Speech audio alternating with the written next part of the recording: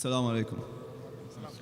My question is kind of related to the one the sister started asking, and the other one who commented on picking good things in religions. See, uh, I believe Islam is part of this continuous chain of religions. Like if we're talking about Judaism, Christianity, and Islam, in order to be a Muslim, you have to believe first in Judaism and Christianity.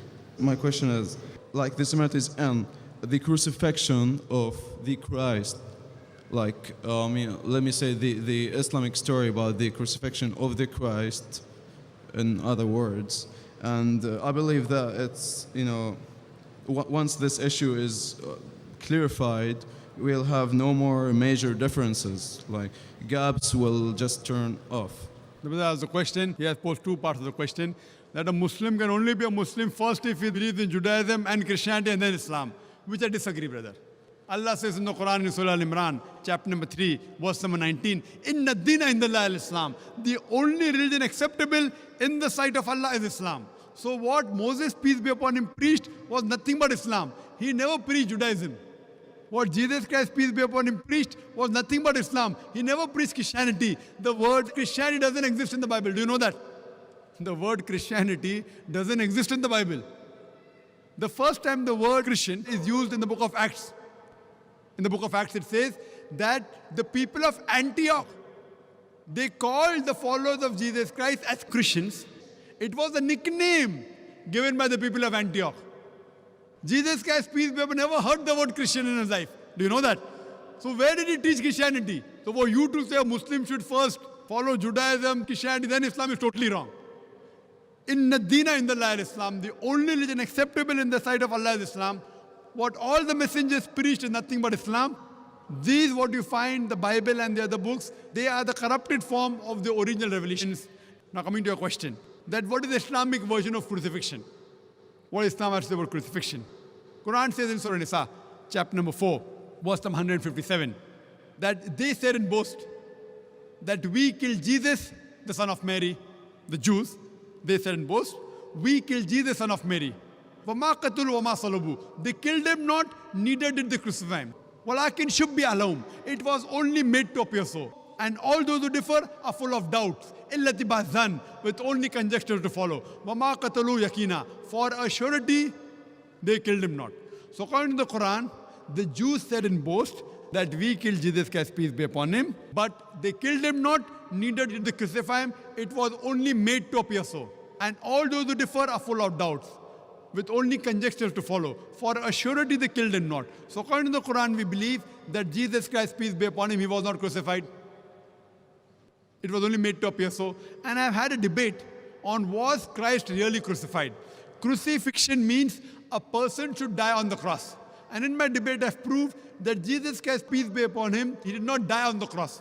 So we don't have an English term for a person who's put on the cross but does not die. So the new word that we can coin is crucifixion.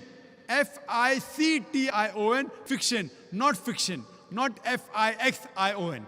So what we believe, that it was a crucifixion. C-R-U-C-I-F-I-C-T-I-O-N, but it was not crucifixion, F-I-X-I-O-N. Because I proved in my talk that he did not die on the cross. To cut it short, to make the Christians realize, in one nutshell, how to prove that Jesus Christ, peace be upon him, did not die on the cross. He was not crucified. When Jesus Christ, peace be upon him, was asked by the people that, "Oh Master, show us some signs." So he replies in the Gospel of Matthew, chapter number 12, verse number 38, he says, "You evil and adulterous generation, you ask me for a sign. No sign shall be given except the sign of Jonah. For as Jonah was 3 days and 3 nights in the belly of the whale, so shall the Son of Man be 3 days and 3 nights in the heart of the earth." Now, anyone who's a Christian, he knows the sign of Jonah, he has to go to the book of Jonah. It is only one page, only 2 sides. And when you ask any Christian about the sign of Jonah, they will tell us that Jonah was asked by Almighty God to go to Nineveh to deliver the message, but he runs away from the commandment and goes to Joppa. So here, while he's traveling in the ship, there's a storm. So it was a thinking at that time that the storm is due to a person has not obeyed to the commandment of his Lord. So they draw lots. So Jonah, peace be upon him, he volunteers and says, I have run away from the commandment. At that time, it was a thinking that if they throw the person overboard in the sea would become calm. So they take Jonah and they throw him overboard. Now when they throw Jonah overboard, was he dead or alive? Was he dead or alive? He was alive. When he goes in the sea, normally in a raging sea, in a storm, a human being ought to die. But Jonah does not die. Peace be upon him. He is alive. A fish comes and gobbles him up. When the fish gobbles him up, was Jonah dead or alive? He was alive. If he dies, it's not a miracle. He is alive, it's a miracle. 3 days and 3 nights, the fish takes him around the ocean. The man ought to die because of suffocation. He does not die. It's a miracle. The fish vomits him out on the shore. He ought to die. He does not die. It's a miracle of a miracle of a miracle of a miracle.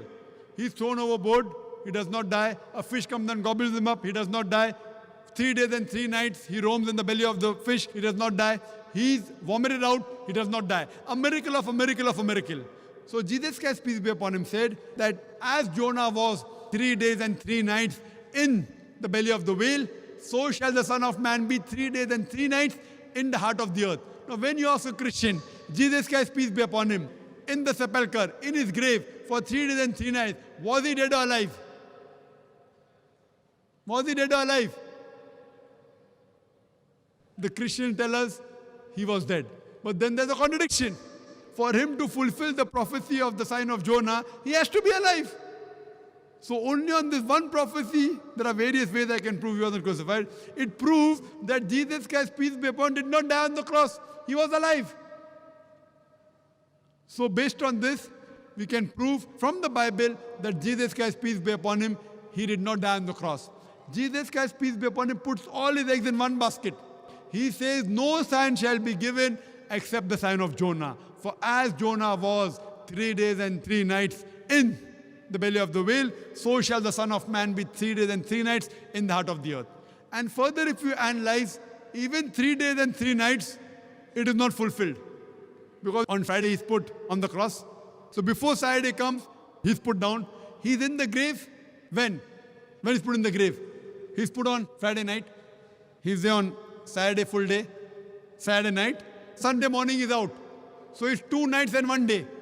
So even the prophecy of 3 days and 3 nights is not fulfilled. But surely if he has to fulfill the other way, like Jonah, he has to be alive. And I've given various arguments from the Bible and proofs that Jesus Christ, peace be, was not crucified. You can take my videotape. I had a debate with an Arab Christian, an Iraqi Christian. Was Christ really crucified? And I proved there that he was not crucified, he was raised up alive. Hope that answers the question.